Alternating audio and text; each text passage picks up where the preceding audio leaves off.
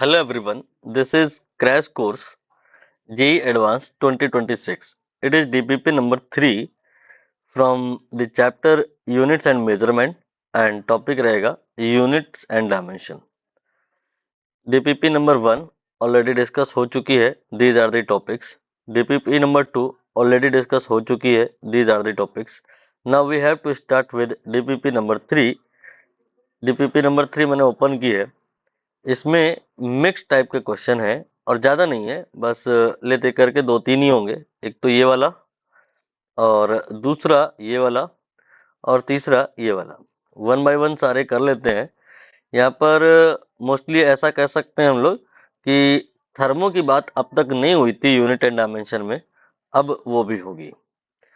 आपने मैकेनिक्स की बात की होती है, यूनिट एंड डायमेंशन में जो मेजर पार्ट है वो तो मैकेनिक्स को लेके ही होता है. बाकी एक स्पेशल सेक्शन होता है जिसमें इलेक्ट्रोमैग्नेटिज्म की बात होती है, वो भी कर चुके हैं. थर्मो की बात नहीं हुई है, अब हम लोग वो करने जा रहे हैं. मैं इन क्वेश्चन के आंसर पहले आपको दिखा दूं, so that if you want you can try, you can check out your answer. देख लीजिए आंसर इसका आएगा, ये आपका सी ऑप्शन हो गया और इसका आंसर आएगा बी ऑप्शन हो गया और इसका आंसर ये मल्टी करेक्ट है I think, B and D. B and D. चलिए पहले थ्योरी एक्सप्लेन कर दूं मैं थोड़ी सी, फिर इसके बाद बात हम लोग क्वेश्चन की भी कर लेंगे, जल्दी ही हो जाएगी, ज्यादा समय नहीं लगेगा. एनर्जी की बात करेंगे. सबसे पहले एनर्जी के बहुत सारे फॉर्मूले होते हैं. एक तो E बराबर mc स्क्वायर, दूसरा G M square by R, ये ग्रेविटेशनल पोटेंशियल एनर्जी का फॉर्मूला है. E इक्वल टू ये तब लेना होता है जब हमारा कंसर्न जी से हो, जी की डायमेंशन निकालनी हो या जी से रिलेट करना हो चीजों को, दैट टाइम. अब यही आपका जो होता है, ये आपका Q square upon 4 pi epsilon naught R के बराबर हो जाएगा. 4 पाई नहीं भी लिखे तो चलेगा, यानी कि Q square then divide by epsilon naught R. दरअसल होता तो है Q1 Q2, लेकिन Q1 क्या Q2 क्या, दोनों तो Q ही ले लेंगे, डायमेंशनली इक्वल होता है. तो ये भी आपकी एनर्जी ही है, बट इसका पूरा नाम है इलेक्ट्रोस्टैटिक पोटेंशियल एनर्जी. तो जब हमें पिक्चर में एप्सिलॉन नॉट लाना होगा या उससे चीजों को रिलेट करना होगा, तो हम एनर्जी की ये वैल्यू ये वाली ले लेंगे. अब एनर्जी का और भी एक फॉर्मूला हो सकता है hc बाई लैम्डा. एनर्जी का ये वाला फॉर्मूला तब लेंगे जब स्टोरी को स्मॉल h से कनेक्ट करना होगा, दैट टाइम. अभी तक कहीं भी टेम्परेचर का रोल नहीं आया, थर्मोडायनामिक्स का कोई रोल नहीं आया, तो एनर्जी का कोई ऐसा फॉर्मूला भी पता होना चाहिए जो हमें तब यूज करने की नीड पड़ेगी जब कहानी को टेम्परेचर से रिलेट करना होगा. जैसे कि आप इस क्वेश्चन में देखिए, यहाँ पर देखिए ये टेम्परेचर आ रहा है, ये टेम्परेचर आ रहा है, यहाँ पे भी टेम्परेचर का रोल है इस क्वेश्चन में, और इसमें भी टेम्परेचर का रोल है. बोल्टमैन कांस्टेंट की पूछी गई है, थर्मल कंडक्टिविटी की पूछी गई है. दीज आर दी क्वांटिटीज जो थर्मोडायनामिक्स में पढ़ी जाती है. एनीवे, आप बस कुछ नहीं, इसके आगे एक और फॉर्मूला लिखो एनर्जी का जो टेम्परेचर से स्टोरी को रिलेट करने में हेल्प करेगा. ये आपका हो गया kT. दरअसल होता तो 3/2 kT है, बट क्या 3 क्या 2, इनके तो कोई डायमेंशन होती नहीं है. तो आप फाइनली इस कहानी को बॉक्स में कर लें. आप कह सकते हो इस कहानी से एटलीस्ट 50 क्वेश्चन कवर हो जाएंगे, ज्यादा भी हो सकते हैं, और वेरियस डायमेंशन में. आई मीन मैकेनिक्स के भी, इलेक्ट्रो के भी, मैग्नेटिज्म के भी, थर्मो के भी, मॉडर्न के भी, एवरीवेयर. चलिए कुछ कर लेते हैं, एक दो क्वेश्चन, जैसे कि इस वाले को कर लेते हैं. इसमें एक मैचिंग है और स्ट्रेट फॉरवर्ड मैचिंग है, मैट्रिक्स मैचिंग नहीं है, मतलब एक का एक से ही मैच होगा. पी बोल्टमैन कांस्टेंट है, उसकी डायमेंशन इन चार में कहीं पर एक जगह है, बताओ कहाँ पे है. तो बोल्टमैन कांस्टेंट की सीधा सीधा सरल शब्दों में डायमेंशन हमें निकालनी है. तो इसके लिए हम फॉर्मूला लगाएंगे E इक्वल टू के टी वाला. एनर्जी का डायमेंशन पुट करेंगे, दैट इज ml/2t-2 के, ये तो हमें निकालना है, और टेम्परेचर हो गया T. टेम्परेचर को भी यूजुअली के ही लिख देते हैं, इसकी डायमेंशन टेम्परेचर की यूजुअली के ही लिख देते हैं, तो दो के हो जाएंगे तो कंफ्यूजन हो जाएगी, इसलिए मैं बोल्टमैन कांस्टेंट को के नहीं के भी लिखे दे रहा हूँ, और के भी हमें निकालना है. तो के भी आ जाएगा एनर्जी डिवाइडेड बाय टेम्परेचर, यानी कि दैट वन। नाउ देख लो कहाँ पर आ रहा है, ये आपका शायद फोर्थ ऑप्शन में है, तो फोर्थ ऑप्शन करेक्ट हो गया। अब इसके बाद में और भी एक दो क्वांटिटीज हैं, उनको भी देख ले। जैसे कि थर्मल कंडक्टिविटी मैं बता दूं, क्योंकि ये और ये तो आप निकाल ही लोगे, और क्वेश्चन अगर करना होगा तो फिर आप कोफिशिएंट ऑफ विस्कोसिटी या प्लैंक कांस्टेंट पहले निकालोगे, आसान पड़ता है। बट हमें यहाँ पे चीजों को आसान सिर्फ नहीं बनाना है, पूरा रिवाइज भी कराना है, इसलिए मैं थर्मल कंडक्टिविटी को निकालने पर फोकस्ड हूँ। थर्मल कंडक्टिविटी को निकालने के लिए जो सही फिट गुड फिट फार्मूला होगा उस पर मैं बात कर रहा हूँ। ये आपका जिस लॉ के नाम से जाना जाता है, इसको कहते हैं फोरियर लॉ। यहाँ पे थर्मल कंडक्टिविटी अपीयर होगा। थर्मल कंडक्टिविटी होता है H upon T. H is amount of heat जो ट्रांसफर होती है due to conduction from one place to other in time T. इसको आप पावर भी कह सकते हो। इसका डायमेंशन आप अगर देखो तो जूल पर सेकंड होगा, ये पावर ही होगा। और ये आपका के ए, देन आप टेम्परेचर डिवाइड बाय लेंथ ऐसा कह सकते हो। दरअसल थोड़ी स्टोरी कॉम्प्लेक्स होती है, बट मुझे फोरियर लॉ नहीं बताना, मुझे तो डायमेंशन निकालनी है ना। कॉम्प्लेक्स स्टोरी में यहाँ dt होता है, यहाँ dl होता है, यहाँ dh होता है, यहाँ dt होता है, वो सब लिख करके मैं चीजों में थोड़ा सा कॉम्प्लेक्सिटी नहीं डालना चाह रहा, इसलिए मैंने स्ट्रेट फॉरवर्ड dt या डेल्टा t नहीं लिख के t लिख दिया है। t बस नाम समझ लो, नाम सुन लो, ये कोई पॉइंट का टेम्परेचर नहीं है, दो पॉइंट के बीच का टेम्परेचर डिफरेंस है, और उसी वजह से हीट का फ्लो होता है। तो हीट अगर h अमाउंट की फ्लो हुई है t टाइम में, तो ये rate of flow of heat यानी कि पावर के बराबर मान सकते हो, वो के A and T by L के बराबर होगी। और अब आप अगर यहाँ से के निकालो तो के कितना आएगा, इस बार ध्यान देना, के थर्मल कंडक्टिविटी है, बोल्टजमैन कांस्टेंट नहीं है। मैं अभी इसका सिंबल चेंज कर दूंगा ताकि कंफ्यूजन ना हो। पी देन एल मल्टीप्लाई में आएगा, देन इसके बाद ए टी आएगा, और ए की जगह तुम एल स्क्वायर ले सकते हो, तो ये आपका आ जाएगा पी देन इसके बाद में divide by T L. T को के से रिप्लेस कर दो, केल्विन, एंड देन इसके बाद में लेंथ, यहाँ पर के जो है ये है थर्मल कंडक्टिविटी। और थर्मल कंडक्टिविटी के लिए बेटर होगा कि सिंबल आप सिग्मा, नहीं सिग्मा नहीं ले, यहाँ इन्होंने जो लिया है वही ले लो। इन्होंने सिंबल के ही लिया है, लेकिन ये अलग प्रकार का के है, इसको कापा जैसा कुछ बोलते हैं, छोटा के कर देते हैं। ये हो गया आपका, ये आपको हिट कर रहा होगा, हेल्प करेगा आगे चल के और भी कई चीजों में, जैसे कि यूनिट सम टाइम पूछी जाती है जेईई मेन में और नीट में कई बार पूछी गई है कि थर्मल कंडक्टिविटी की जी यूनिट बता दो।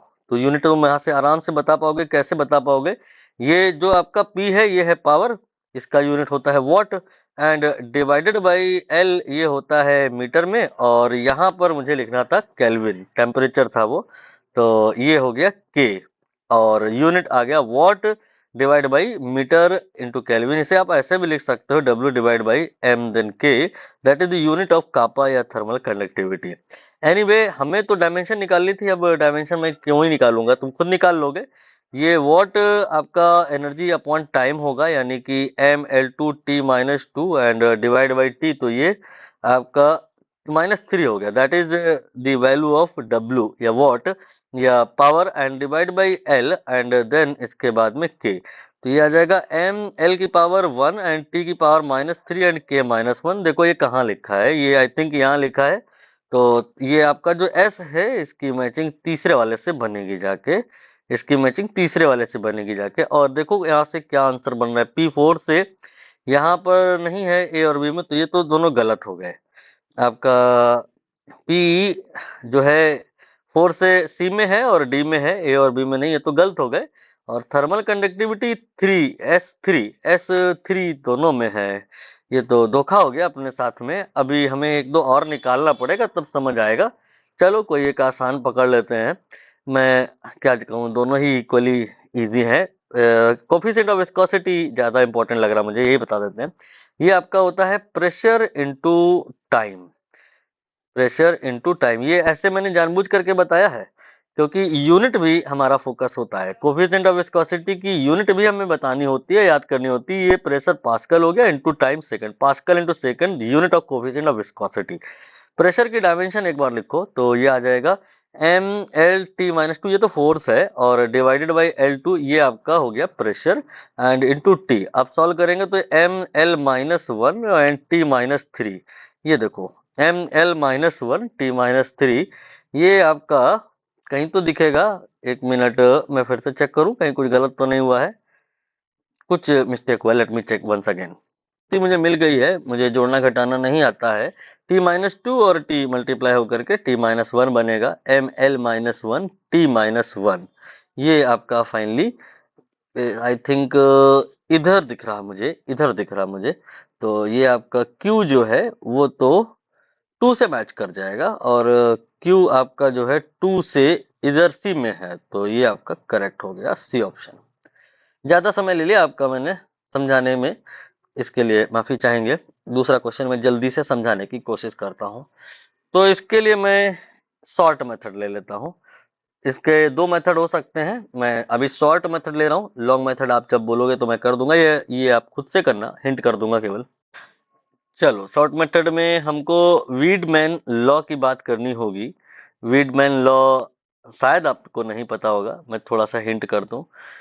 ये कहता है कि जो आपका ये सिग्मा अपॉन के होता है वो एल टी के बराबर होता है।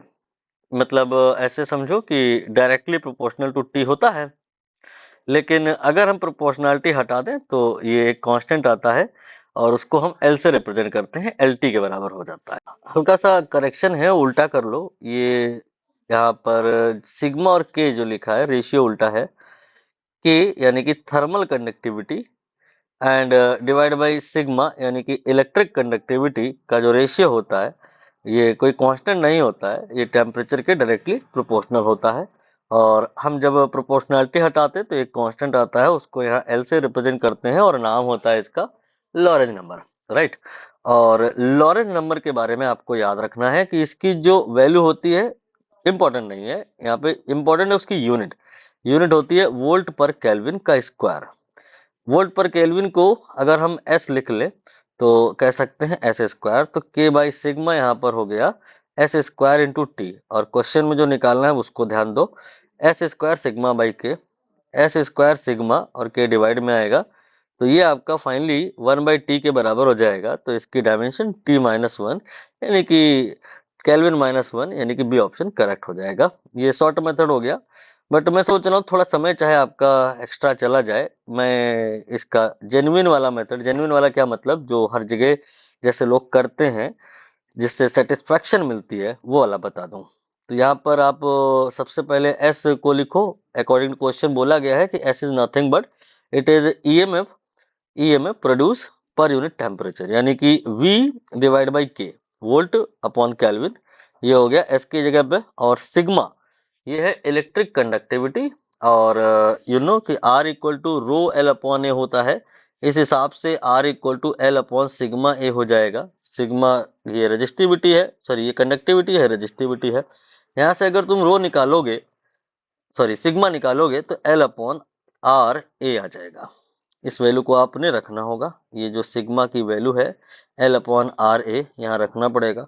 तो ये आ जाएगा L divided by R A. इसके बाद में जो आपकी थर्मल कंडक्टिविटी है, ऊपर मैंने बताया इसके लिए एक्सप्रेशन था power divided by metre and then kelvin. Metre को आप एल भी लिख सकते हो, यहाँ पर ये हो गया एल। ठीक, अब आप v बाई के को लिखो वी स्क्वायर बाई के स्क्वायर, ये हो गया आपका वी स्क्वायर बाई के स्क्वायर। थोड़ा सावधानी पूर्वक देखिएगा, वी स्क्वायर बाई आर कहीं दिख रहा होगा। वी स्क्वायर बाई आर देखते ही आपको याद आ रही होगी करंट इलेक्ट्रिसिटी में इलेक्ट्रिक पावर की। ये इलेक्ट्रिक पावर हो या कोई भी पावर हो, है तो वो पी ही ना, तो ये वाला पी इस पी से कैंसिल हो जाएगा। फाइनली वी गेट यहाँ पे एल अपॉन ए और ये के स्क्वायर, तो ये हो गया एल अपॉन ए एंड ये हो गया के स्क्वायर। और अब ये जो आपका एल इंटू के है मल्टीप्लाई में आएगा। इसके बाद में ये जो दो बार एल हो गया है, ये एल स्क्वायर हो जाएगा और ए से कैंसिल हो जाएगा, और एक के ये भी कैंसिल हो जाएगा। फाइनली 1/k इसका आंसर हो जाएगा, जो मैं पहले ही बता दिया था। एनीवे, एक आखिरी क्वेश्चन है, इसको भी देख लिया जाए। इसके बारे में भी मैं आपको हिंट कर चुका हूँ, कुछ नहीं करना है, बस एक एक ऑप्शन को देखना है और बताना है कौन कौन इसमें सही है। सारे ऑप्शन में लेफ्ट साइड में एल लिखा है, राइट साइड में जो लिखा है उसकी डायमेंशन तुमको निकालनी है।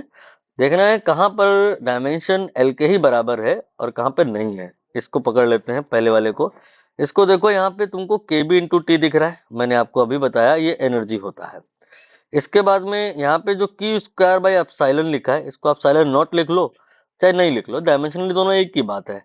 तो क्यू स्क्वायर बाई एप्सिलॉन ये एनर्जी के बराबर तो नहीं है, लेकिन एनर्जी से रिलेट हो सकता है। मैंने Q square upon epsilon naught R लिखाया था, ये एनर्जी के बराबर होता है, यू या ई के बराबर होता है। तो यहाँ से Q square by epsilon not जो आएगा उसे आप ई इंटू आर जरूर कह सकते हो। तो क्यू अपॉन एप्सिलॉन नॉट के प्लेस पे ई इंटू आर रख दिया आपने। एंड अब रह गया केवल एन। एन आपका है number of charge carriers per unit volume. तो capital N divide by V कह सकते हो। कैपिटल एन तो एक नंबर है, उसकी तो कोई डायमेंशन होती ही नहीं है, तो उसे अपना ही लिखो। और अब ई से ई को आपने कैंसिल कर देना है, और यहाँ लिखा है वी, ये है वॉल्यूम जिसको आप आर क्यूब लिखोगे। तो ये आपका फाइनली आ जाएगा 1/r² और अंडर रूट भी है, तो ये 1/r आएगा। ये लेंथ के बराबर नहीं है, ये लेंथ का रेसिप्रोकल है, तो ये ऑप्शन तो गलत हो गया। बाकी बी ऑप्शन आप ऐसे खुद से करें। आई होप इसमें कुछ डिफिकल्टी नहीं आएगी, क्योंकि आई थिंक ये जस्ट इसका उल्टा लिखा हुआ है। ये वाली चीज न्यूमरेटर में है, ये वाली डिनोमिनेटर में है, तो व्हेन यू डू तो रेसिप्रोकल होके यहाँ पे आर आएगा, आर यानी कि एल आएगा, ये करेक्ट है। बाकी अगर हम इसकी बात करें तो क्या आएगा, एक काम करते, इस ये आपके ऊपर छोड़ देते हैं, ये मैं कर देता हूँ। Q square by epsilon naught, ये मैंने अभी आपको सिखाया कि energy then multiplied by R के बराबर होगा Q square by epsilon naught की वैल्यू, और एन की पावर 1/3 क्या होगा, एन बाई वी एंड इसकी पावर 1/3, और के बी इंटू टी ये एनर्जी के ही बराबर होगा। एन बाई वी, ये आपका v की जगह अगर r की पावर 3 लिख दिया जाए और n नंबर है उसको इग्नोर कर दिया जाए, तो r की पावर 3 इंटू 1/3 ये आपका मोर और less you can say 1/r हो जाएगा। e से e कैंसिल हो गया, और ये r और ये r मल्टीप्लाई होकर आर स्क्वायर हो गया, जो कि अंडर रूट में भी है। तो ये आपका सॉल्व होकर के r हो जाएगा। यहाँ पर आपको समझ आया कि ये जो लिखा है डायमेंशनली r यानी कि मीटर यानी कि लेंथ के बराबर है, इसलिए ये ऑप्शन भी करेक्ट हो गया। तो फाइनली यहाँ पर जब तुम इसको करोगे देखोगे ये नहीं मैच कर रहा है, तो बी और D only we have 2 choices जो कि करेक्ट हैं। तो आज का सेशन खत्म हो गया है, बस इतने ही क्वेश्चन थे। चलते हैं इंडेक्स की तरफ। ये है इंडेक्स, इसमें हम लोगों ने डीपीपी नंबर 1 यानी कि ये टॉपिक कर लिए, डीपीपी नंबर 2 यानी कि ये टॉपिक कर लिया, डीपीपी नंबर 3 यानी कि मिक्स टाइप के क्वेश्चन वो भी कर लिए।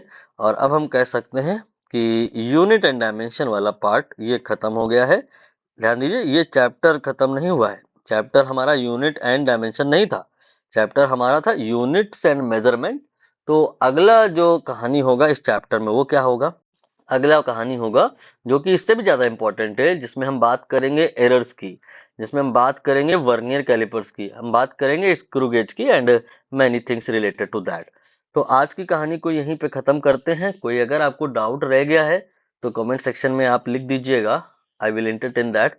एंड अगर आप पब्लिकली नहीं पूछ पा रहे हैं तो फिर आपने डिस्क्रिप्शन से नंबर लेना है और उसमें टेलीग्राम या व्हाट्सअप करना है। मैं अगर कोई सोल्यूशन का डिटेल डिस्कशन रिक्वायर्ड होगा तो वो भी मैं बताऊंगा, या मे भी हो सकता है मैं कहीं ना कहीं उसको आपसे किसी और से डिस्कस कर चुका हूँगा, आपको रेफर कर दूंगा या आपको वीडियो शेयर कर दूंगा, आप देख लीजिएगा।